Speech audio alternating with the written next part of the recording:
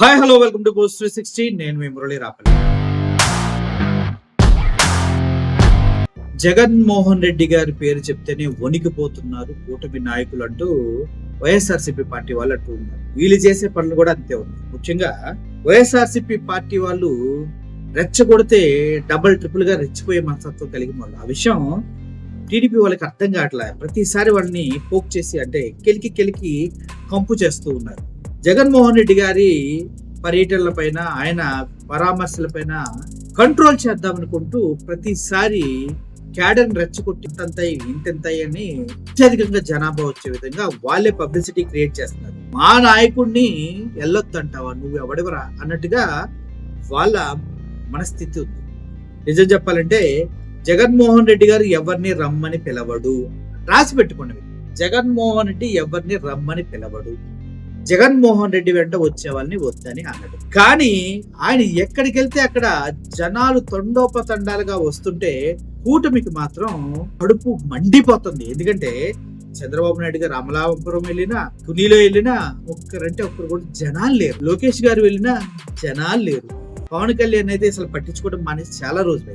అలాగే టీడీపీ నాయకులు ఎవరు వెళ్ళినా కూడా వారికి కనీసం జనం రాకపోవడం అనేది వాళ్ళని చాలా చాలా చాలా బాధ పెడుతుంది. ఈ క్రమంలోనే జగన్మోహన్ రెడ్డి గారిని చూస్తే కడుపు మండిపోతుంది. మామూలుగా కాదు, రక్తం మరిగిపోతుంది.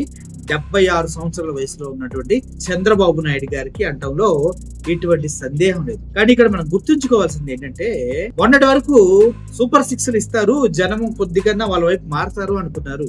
కానీ సూపర్ 6 లో కేవలం గ్యాస్ గత సంవత్సరం మొత్తం సంవత్సర కాలంలో 1 సిలిండర్ ఇచ్చి ప్రజల్ని మోసం చేయడం జరిగింది. అమ్మ ఒడి, అదే తల్లికి వందనం అందరికి ఇస్తా అని చెప్పేసి వాళ్ళని కూడా మోసం చేయడం జరిగింది. ఎవరికి కూడా తగ్గించి వెయ్యం అని చెప్పి 2,000 రూపాయలు కట్ చేయడం జరిగింది. అంటే ఆంక్షలు పెట్టి చాలా మందిని లేపేశారు. 87 లక్షల మంది విద్యార్థులు ఉంటే కేవలం 63 లక్షల మందికే తల్లికి వందనం వేశారు. మిగిలిన వాళ్ళకి ఎవ్వరికి వేయలేదు. కాబట్టి జనాల్లో వ్యతిరేకత రోజు రోజుకు పెరిగిపోతూ ఉంది. ఫ్రీ బస్ అడిగితే అది లేదు, నిరుద్యోగ వృత్తి అడిగితే అది ఏంటంటే స్కిల్ డెవలప్మెంట్. అదే చంద్రబాబు నాయుడు గారు కేసులో బుక్ అయ్యి జైల్లో చెప్పకూడుతున్న కేసు ఉంది కదా, స్కిల్ డెవలప్మెంట్, దాని కిందకే వేసారంట. అసలు స్కిల్ డెవలప్మెంట్ అనేది ఆంధ్రప్రదేశ్ లో జరగనివ్వరు.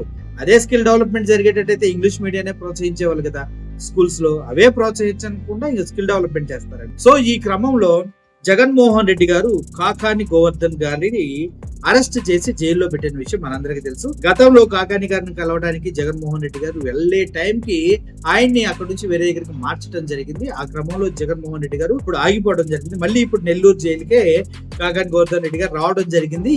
ఇప్పుడు జగన్మోహన్ రెడ్డి గారు చేయడం కోసం ములాఖాతులో భాగంగా కాకాని గోవర్ధన్ గారిని కలవడం కోసం నెల్లూరుకి వెళ్తూ ఉన్నారు. ఇప్పుడే అసలు డ్రామా తెరలేపారు. నెల్లూరుకి వెళ్తే ఎంత మంది వస్తారు, వీళ్ళు మహానాడు పెడితేనే ముక్కి 5 లక్షలు 3 లక్షలు వచ్చారు. అన్నం ప్యాకెట్లు ఇసిరేసి అడుక్కు తినే వాళ్ళ చూశారు అందరిని. మీకు కావాలంటే ఆ వీడియోస్ కూడా నెక్స్ట్ వీడియోలో పెడితే, ఈ వీడియోలో లెంత్ అయిపోతుంది. అన్నం ప్యాకెట్లు ఇసిరైతే తీసుకుని తిన్నారు. అట్లా దరిద్రమైన పరిస్థితి వచ్చింది. ఇప్పుడు జగన్మోహన్ రెడ్డి గనక నెల్లూరు వెళ్తే అక్కడ పరిస్థితులు మొత్తం తారుమారైపోతాయి. అందుట్లో ఎటువంటి సందేహం లేదు.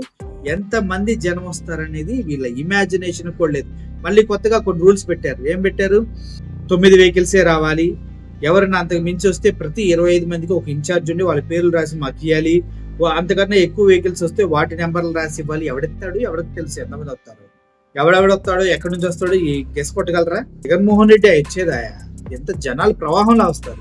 దానికి ఎవరిని లెక్కలేసి ఇవ్వగలడా? పోలీసులు ఏదో ట్రై చేస్తూ ఉన్నారు, కూటమి ప్రభుత్వం కూడా ఏదో ట్రై చేస్తుంది. మొత్తానికి ఎవడొద్దన్నా, ఎవడు కావాలన్నా, ఎవడు ఎన్ని పీకినా కూడా జగన్మోహన్ రెడ్డి నెల్లూరు వస్తాడంటూ వైఎస్ఆర్సీపీ క్యాడర్ మొత్తం చెప్తూ ఉంది.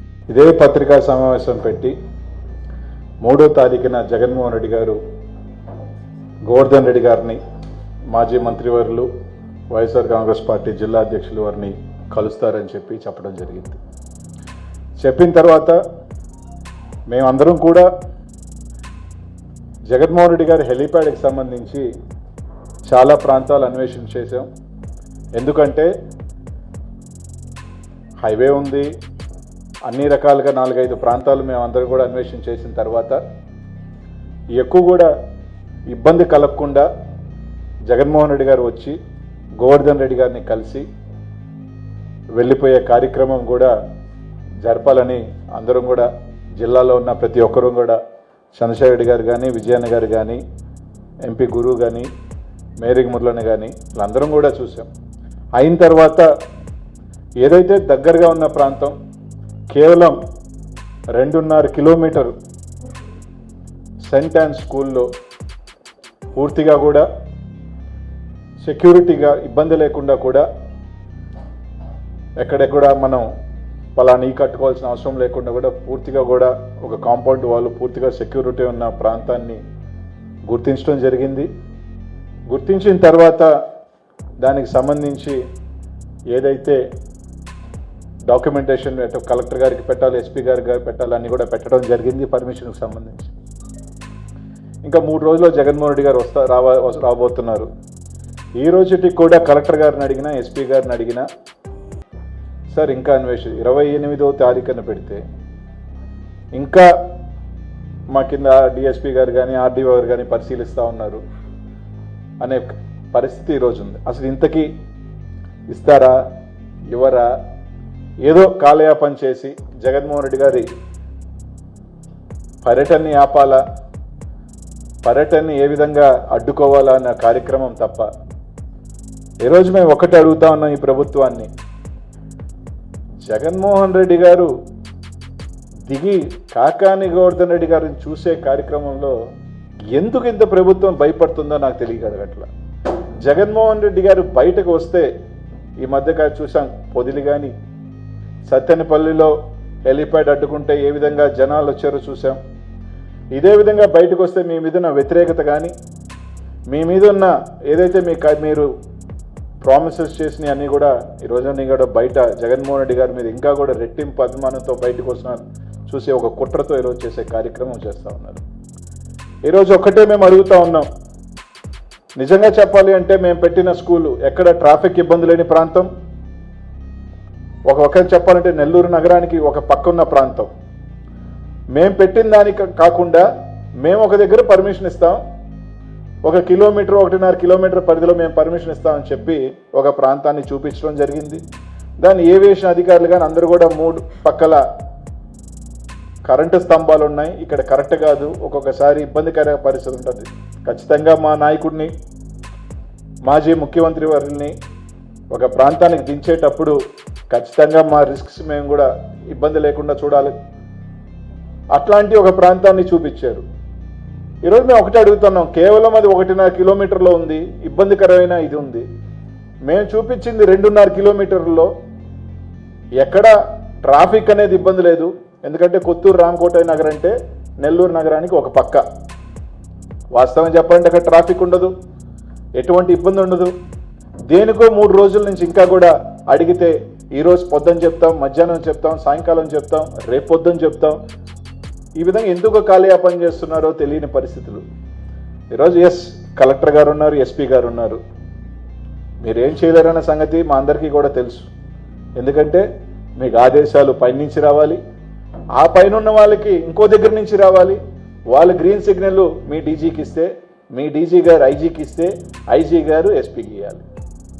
ఇది మీ పరిస్థితి.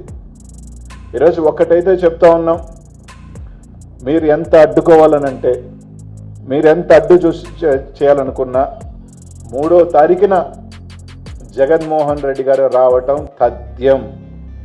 దాన్ని ఎవరు ఆపే ప్రసక్తే లేదు. మీరు హెలీప్యాడ్ పర్మిషన్ మీరు ఎన్ని కుట్రలు చేసి ఇవ్వకపోయినా మాకు చాలా మార్గాలు ఉన్నాయి. జగన్మోహన్ రెడ్డి గారు వచ్చేదానికి చాలా మార్గాలు ఉన్నాయి. తప్పకుండా జగన్మోహన్ రెడ్డి గారు వస్తారు, గోవర్ధన్ రెడ్డి గారిని కలుస్తారు. ఒకవేళ మీరు అనుకున్నట్టు కలవనీకుండా తప్పకుండా వాళ్ళ కుటుంబాన్నైనా కూడా ఖచ్చితంగా 3వ తారీఖున నెల్లూరు నగరానికి రావటం, కలవటం ఖాయం అని మాత్రం మీ అందరికి కూడా తెలియజేస్తూ ఉన్నాం. ఈరోజు ఒకటే చెప్తా ఉన్నాం, మీరు ఎన్ని ఇబ్బందులు గురి చేయాలనుకుంటే జగన్మోహన్ రెడ్డి గారిని, మీరు ఎన్ని ఇబ్బందులు పెట్టాలనుకుంటే వైఎస్ఆర్ కాంగ్రెస్ పార్టీ కార్యకర్తల నాయకుల్ని, బంతిని మీరు ఎంత గట్టిగా గోడకేసి కొడితే అంత ఫాస్ట్గా వెనక్కి వచ్చే విధంగా రేపు 3వ తారీఖున ఖచ్చితంగా జగన్మోహన్ రెడ్డి గారి ప్రపంచం మళ్ళీ కూడా చూడబోతా ఉన్నారు అని మీ అందరికీ కూడా తెలియజేస్తా ఉన్నా. కాబట్టి దయచేసి మీ అధికారులు కూడా ఇందాక మా ఎంపీ గారు చెప్పినట్టు ఈరోజు ప్రశాంతమైన వాతావరణంలో అలాగే కొన్ని పత్రికలు పాపం కొన్ని ఛానళ్ళు కొన్ని వార్తలు చూసాం, స్థలాలు దొరక్క ఇబ్బంది పడుతూ ఉన్నారు, స్థలాలు దొరక్క వైసీపీ పాటలు పడుతున్నారని చూసాం. మీ పత్రికా వాళ్ళందరూ కూడా మాకు స్థలాలు దొరక్క పాటలు పడలా. కన్వీనియంట్ అయిన ఒక స్థలం, ప్రజలకు ఇబ్బంది లేని ఒక ప్రాంతం, దాని అన్వేషణలో భాగంగా కరెంటు స్తంభాలు లేని భాగంగానే చూడటం జరిగింది. అందులో 4-5 స్థలాలు చూడటం జరిగింది. దాంట్లో ఎవరు వెళ్ళినా మీరు పత్రికా విలేకరులు సెంటాన్స్ స్కూల్కి పోతే దానికైనా బెస్ట్ ప్లేస్ ఉండదు అని మాత్రం మీ అందరికీ కూడా తెలియజేస్తాను.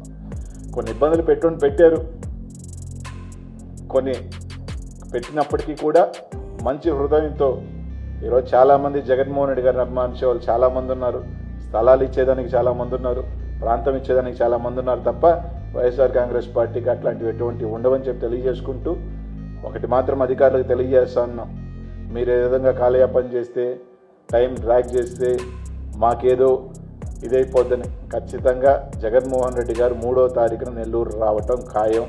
మీరు పర్మిషన్ ఇస్తారా ఇవ్వరా అన్నది మీ విజ్ఞతకు వదిలేస్తూ ఉన్నాం.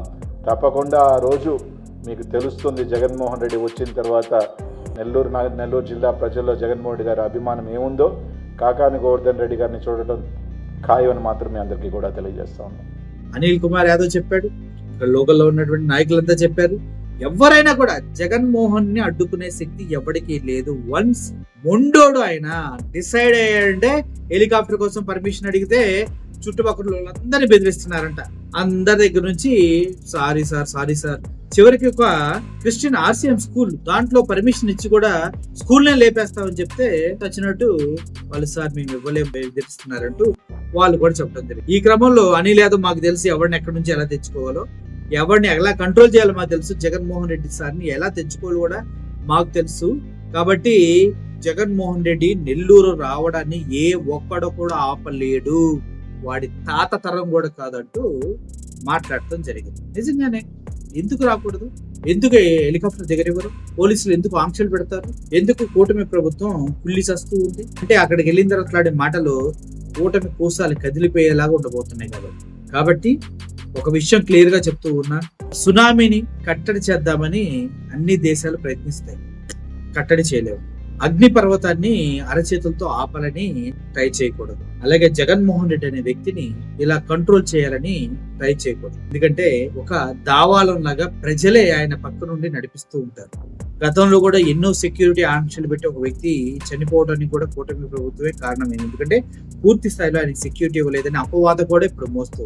ఈ క్రమంలో ఇప్పుడు ఏమన్నా జరిగిందంటే మాత్రం జగన్మోహన్ రెడ్డి అభిమానులు కూటమిలో ఉన్న నాయకుల్ని తరిమి ఏం చేస్తారు అనేది వాళ్ళకే అర్థం కావట్లేదు. ముఖ్యంగా ఏం చేస్తారో నాకు తెలుసు అని చెప్తే ఏంది అలా చెప్తున్నావు అంటారు కాబట్టి చెప్పట్లేదు. ముఖ్యంగా జగన్మోహన్ రెడ్డి అనే వ్యక్తి నెల్లూరు వెళ్తాడు, కాకాని గోవర్ధన్ గారిని కలుస్తాడు, ఆ తర్వాత అందరితో మాట్లాడతారు, కూటమిని కూకటి వేళ్ళతో సహా కదిలిస్తాడు అంటూ ఎటువంటి సందేహం లేదు. దానికి బైరెడ్డి సిద్ధార్థ రెడ్డి వీళ్ళంతా కూడా యూత్ అంతా కూడా ఆయన వెంట నడుస్తూ ఉన్నారు. రాబోయే రోజుల్లో ఏ పార్టీ అధికారంలోకి వస్తుందో జగన్మోహన్ రెడ్డి పర్యటనని నిర్ణయించబోతూ ఉన్నాయి. ప్రజలు కూడా జగన్మోహన్ రెడ్డి ఎక్కడికి వెళ్ళినా మహాబ్రహ్మ రథాలు పడుతున్నారు. 10,000 మంది వస్తారంటే 40,000 మంది వస్తున్నారు, 40,000 మంది వస్తారేమో, అంచనాకి వెళ్తే 1,00,000 మంది వస్తున్నారు. ఒక 6 కిలోమీటర్ల వెళ్ళడం కోసమే 2-3 గంటలు పడుతున్న టైం ఇది. అదే నెల్లూరు అంటే ఇంకా ఆలోచించుకోండి, భయంకరమైన ఫ్యాన్ బేస్ ఉంది జగన్మోహన్ రెడ్డి గారికి. ఓటమి నాయకులు ఎంత ట్రై చేసినా ఆ ప్రభంజనాన్ని ఆపలేరు.